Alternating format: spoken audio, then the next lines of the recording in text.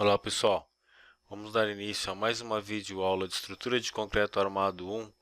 Essa é a nossa aula T02. Nessa aula vamos falar dos principais parâmetros relacionados ao aço. Um deles é a resistência característica do aço à tração, que a nomenclatura é FYK, resistência do aço à tração. Esse K aqui, como eu falei no vídeo anterior dos parâmetros relacionados ao concreto, o K lá definia os 28 dias. Alguns autores, quando vai falar da resistência do aço, eles utilizam apenas FY. Outros, porém, FYK. Por isso estou utilizando aqui. Pode ser o seguinte, ele pode ser determinado esse K como os 28 dias também. Por quê? Imaginando o concreto armado, aí eu não estou falando de concreto protendido, somente concreto armado, o nosso aço ele vai trabalhar também somente após a retirada do cimbramento, né? Somente após a retirada do escoramento da estrutura, que acontece aos 28 dias, e aí sim vai trabalhar o nosso concreto e vai trabalhar o aço. Tá? Então ele pode ser determinado como essa característica aí. Para o nosso aço temos algumas categorias. As categorias são as seguintes. Temos o CA25, o CA50, que são o quê? Ambos são barras de 6,3 mm a 40 mm. E também temos o CA60, que é considerado fios, que ele é comercializado de 4,2 mm a 9,5 mm. Essa nomenclatura aqui, CA25, CA50 e CA60, o que determina? Ele representa a resistência característica do aço à tração em kN por centímetro quadrado. Já para obter esses valores aqui em megapascal, é só multiplicar por 10. Aí ficaria 250, 500 e 600 megapascal. Esse aço aqui, o CA25, ele quase nem é mais comercializado, tá? Ele quase nem é mais utilizado. Somente em alguns casos muito especiais, tá?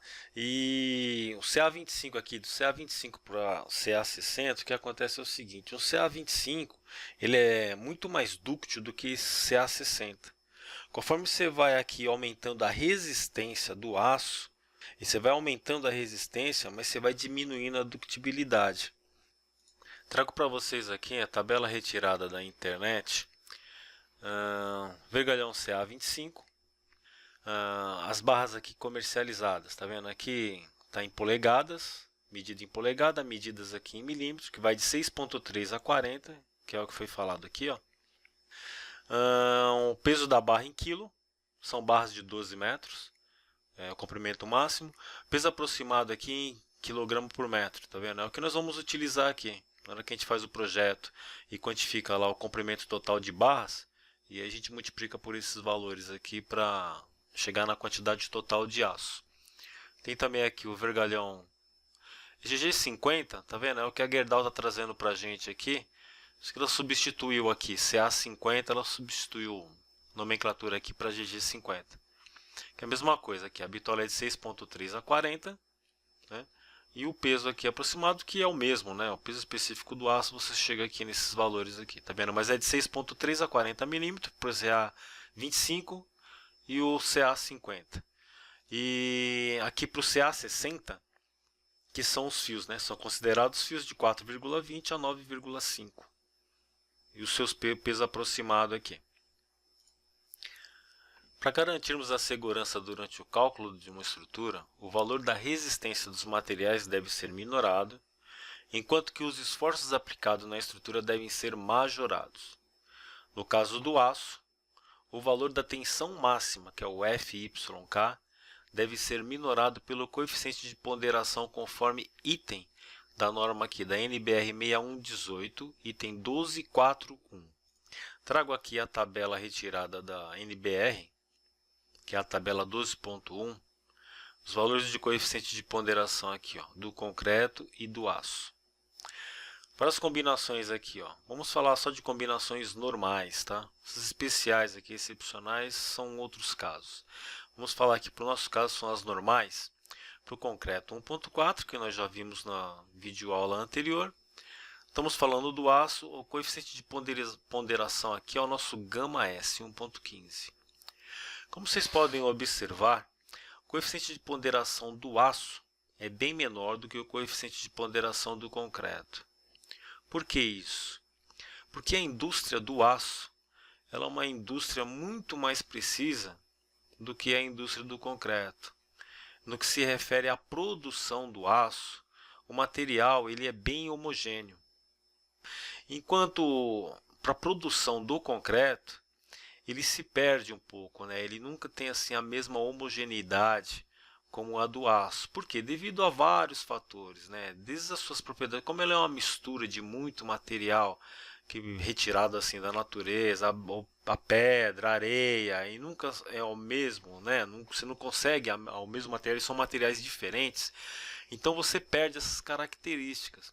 Você perde essa característica também devido à temperatura, você perde essa característica devido ao transporte, tá? Devido a vários fatores. Então o coeficiente de ponderação aqui ele é bem maior do que a do aço. Sendo assim, para o nosso estudo, então, vamos utilizar aqui o nosso γS igual a 1,15. Então, portanto, o valor da resistência de cálculo do aço à tração vai ser o seguinte, vai ser a nossa aqui, ó, resistência do aço à tração de cálculo aqui, que é o D, o Dzinho é de design, vem do inglês, tá? Então é igual a resistência do aço aqui, ó, dividido por 1,15. Então esse aqui é o que nós vamos usar para cálculo. Essa aqui, FYD. A outra propriedade do aço é que se refere ao módulo de elasticidade do aço. Então é aqui, de acordo com a norma NBR 6118, lá no item 842 e 844, o módulo de elasticidade, determinado aqui, ó, ES, é igual a 210.000 MPa, ou 21.000 kN por centímetro quadrado. Vou trazer aqui o diagrama de tensão e deformação do aço. Esse aqui também é um diagrama bem simplificado, mas para vocês entenderem aí como ele funciona é o seguinte, aqui ó, nas ordenadas aqui temos a tensão do aço, na abscissa temos aqui a deformação. Então aqui tem a resistência do aço e aqui a nossa deformação. Temos aqui uma linha que determina aqui a nossa elasticidade, né, do aço aqui, tá vendo? É um gráfico que ele é linear, tá? Ele é linear aqui até atingir aqui a nossa tensão máxima aqui, ó. E depois ele entra num patamar aqui, ó, de escoamento, que ele vai de 2 para 1000 até 10 para 1000. E como nós vamos minorar a resistência do aço em 1.15, nós vamos trabalhar próximo aqui, ó, nosso FYD aqui, ó, na nossa resistência do aço de cálculo, que vai estar aqui nessa faixa. E assim também teremos aqui uma deformação de cálculo, a favor da nossa segurança.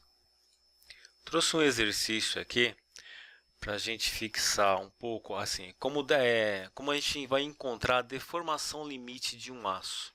No nosso caso aqui, ó, quais as deformações limites para um aço CA60, faça a representação gráfica. Então aqui, no diagrama de tensão e deformação do aço, aqui, o CA60, nós temos o que aqui, ó, a tensão do nosso tensão máxima aqui, do FYK de 60, e na deformação aqui, ó, 10 para 1000, tá vendo? Então nós vamos trabalhar nessa faixa aqui da segurança. Então vai ser o que? A nossa aqui, ó, a nossa deformação do aço de cálculo, que vai estar aqui nessa faixa aqui, vai ser igual ao que? A nossa resistência do aço de cálculo, que vai estar aqui, dividido pelo módulo de elasticidade do aço. Então, substituindo esses valores, a resistência do aço aqui, ó, de cálculo é o nosso 60 dividido por 1.15, que é o coeficiente de ponderação do aço. Então, a gente encontra o FYD, dividido pelo módulo de elasticidade, que no caso é 21.000. Então, fazendo essa conta, nós vamos encontrar o que aí, ó? a nossa deformação vai ser igual a 2,4810 a menos 3. Colocando esses valores no gráfico, então, vai ficar assim, ó. A nossa resistência do aço aqui de cálculo, 52,17, que é o 60 dividido por 1,3, pelo coeficiente de ponderação, encontramos 52,17. Tá? E dividido aqui pela módulo de elasticidade do aço, nós vamos encontrar aqui 2,48 aqui, ó, por 1000. Outra propriedade do aço é com relação ao seu peso.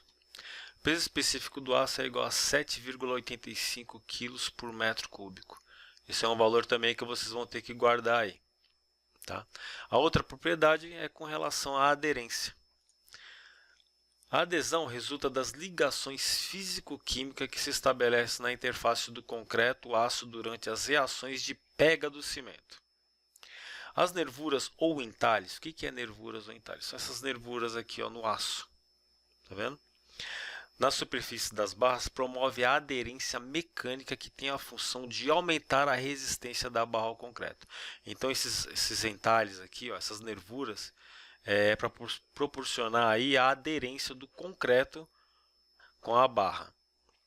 E o comportamento entre o concreto e as barras de aço é medido através do coeficiente de conformação superficial das barras, que é representado aqui, ó, por esse símbolo N aqui, ó.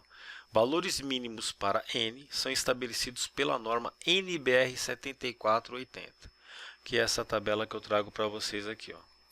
Categoria: coeficiente de conformação superficial mínimo para diâmetro maior ou igual a 10 milímetros. Então aqui, para o nosso CA de 25, o nosso N, aqui, ó, o valor aqui estabelecido para o coeficiente de conformação é igual a 1. Já para o CA 50 e 60, coeficiente de conformação a gente vai utilizar 1,5. Para finalizar a nossa aula, vamos falar da diferença do concreto armado e o concreto protendido. As nossas aulas aqui vai ser voltada para o concreto armado. Concreto protendido, nós vamos fazer uma playlist aí no futuro falando só de concreto protendido e as suas características. Concreto armado, vocês vão ver aí na norma muito, é CA e CP, se vocês pegarem a norma. Tá? Essa nomenclatura aqui, o CA refere-se ao concreto armado e o CP refere-se ao concreto protendido. Então é assim, a armadura do concreto armado é chamada de passiva, devido ao fato de sua deformação ocorrer somente após a aplicação dos carregamentos na estrutura. Então, o que vem a ser isso aqui? Ó? Ela é chamada de passiva no concreto armado. Por quê? Porque a armadura só vai trabalhar quando você tirar o cimbramento, quando você tirar o escoramento da estrutura, é que ela vai passar a trabalhar. Tá ok? Já a armadura do concreto protendido, ela é totalmente diferente, né? Ela é chamada de ativa, devido ao fato da sua deformação ocorrer antes da aplicação do carregamento na estrutura. O que é o concreto protendido? Vocês vão ver aí numa outra playlist aí. A gente vai aplicar, vamos tracionar ele, no caso, antes do carregamento da estrutura. Então, ele vai trabalhar antes do carregamento da estrutura. Essa é a diferença do concreto armado para o concreto protendido. Pessoal, então é isso aí. Finalizando mais uma videoaula, vamos dar continuação nos próximos vídeos de teoria. As próximas aulas nós vamos falar aí de estádios limite, último estádio limite de serviço, depois vamos falar de domínios e depois também vamos falar da fórmula da equação de equilíbrio. E aí só após essas aulas de teoria nós vamos começar com o cálculo aí das vigas, das lajes, tá ok? Então finalizando mais uma videoaula, valeu!